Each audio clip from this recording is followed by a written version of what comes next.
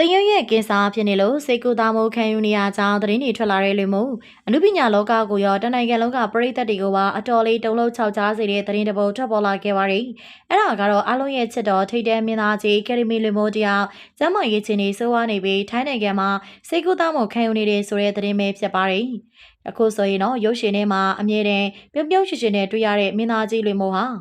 အခုဆိုရင်ပြင်းထန်တဲ့ဝေဒနာတစ်ခုကိုတိတ်တဆိတ်ခံစားနေရတယ်ဆိုတဲ့သတင်းတွေထွက်ပေါ်နေပါတယ်။အတိမပြုတ်နိုင်သေးတဲ့သတင်းရှိမြင့်ချို့ရဲ့ဆိုရလေမောဟာတရရဲ့ကင်ဆာဝေဒနာကိုခံစားနေရတာဖြစ်ပြီးလက်ရှိမှာတော့ထိုင်းနိုင်ငံကထူးကိုဆေးရုံမှာဆေးကုသမှုခံယူနေရတာဖြစ်ပါတယ်။ဒါကြောင့်လည်းမကြသေးခင်ကသူ့ရဲ့လူမှုကွန်ရက်စာမျက်နှာမှာဘဝနဲ့ပတ်သက်ပြီးတန်ဝင်ကားရစရာစာသားချုပ်တင်ထားတာကိုတွေ့ရတဲ့အတွက်ပရိသတ်တွေဟာပို့ပြီးတော့စိုးရိမ်ပူပန်နေကြပါတယ်။မင်းသားလေမောဟာဒီခေတ်တခါကမြန်မာရုပ်ရှင်လောကကိုစိုးမိုးခဲ့တဲ့မင်းသားတစ်လက်ပါအထူးသဖြင့်ရုပ်ရှင်ဇာတ်ကားတွေကိုသူ့ရဲ့သဘာဝကြားလာတဲ့တရုပ်ဆောင်ချက်တွေကြောင့်အမျိုးသမီးပရိသတ်တွေရဲ့သဲဆွဲဖြစ်ခဲ့ရုံတည်းမကဘဲအမှုပညာလောကကနေပါအနားယူပြီးနောက်မှာလည်းအောင်မြင်တဲ့စီးပွားရေးလုပ်ငန်းရှင်ကြီးတစ်ယောက်ဖြစ်ရည်တည်နိုင်ခဲ့သူပါသူကအောင်မြင်မှုတွေဘလောက်ပဲရရမိသားစုပေါ်အမြဲတမ်းတာဝန်ကျေပွန်တဲ့ခံမွန်ကောင်ဖခင်ကောင်တအုပ်ဖြစ်လူအများကလေးစားအားကြရသူဖြစ်ပါတယ်လူမျိုးရဲ့ဘဝမှာအရေးကြီးဆုံးကတော့သူ့ရဲ့သမီးလေးနှစ်ယောက်ရဲ့မြေးလေးလီယန်ပါပဲ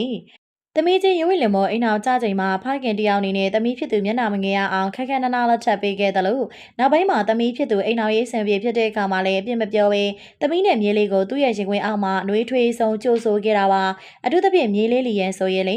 ရုံးဝင်လင်မောနိုင်ငံသားမှာပညာသင်နေစဉ်အတွင်းကိုယ်တိုင်ငယ်စဉ်တည်းကအရေးတကြီးကြီးနဲ့ပြုစုဆောက်ရှောက်ခဲ့တာဖြစ်ပါတယ်မကြသေးခင်ကမှမြေးလေးလီယန်နဲ့တူသာသနာ့ဘာဝင်ပြီးမြေးလေးရှင်ပြူတာကိုကြည်ကာကြည်နူးနေတဲ့လိမ်မိုးရဲ့ပုံရိပ်တွေဟာအခုတော့ပရိသတ်တွေတကယ်ကိုမှဝမ်းနည်းစရာဖြစ်လာခဲ့ပါရီမင်းသားကြီးလိမ်မိုးဟာအခုလိုကျမ်းမာရေးချင်းတွေကြောင့်စိတ်ကူးသားမှုခံယူနေရတာကြားသိရတဲ့အတွက်ပရိသတ်တွေအားလုံးဟာစိတ်မကောင်းဖြစ်နေရပါရီအနုပညာလောကမှာတွေမကဘဲနဲ့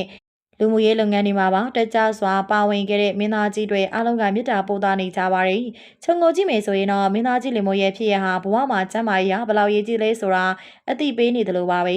ငွေကြေးကုန်ထွက်တွေဘလောက်ပဲရှိရှိယောဂဝေဒနာဆိုတာရှောင်လဲလို့မရတဲ့အရာတစ်ခုပါဒါပေမဲ့မိသားစုရဲ့ချစ်ချင်းမြတ်တာနဲ့ပရိသတ်တွေရဲ့ဆူတောင်းမြတ်တာတွေကမင်းသားကြီးလိမ်မိုးကိုဒီဝေနာတွေကနေကြော်လွှားနိုင်ဖို့ခွန်အားတွေပေးစွမ်းနိုင်လိမ့်မယ်လို့ယုံကြည်ပါတယ်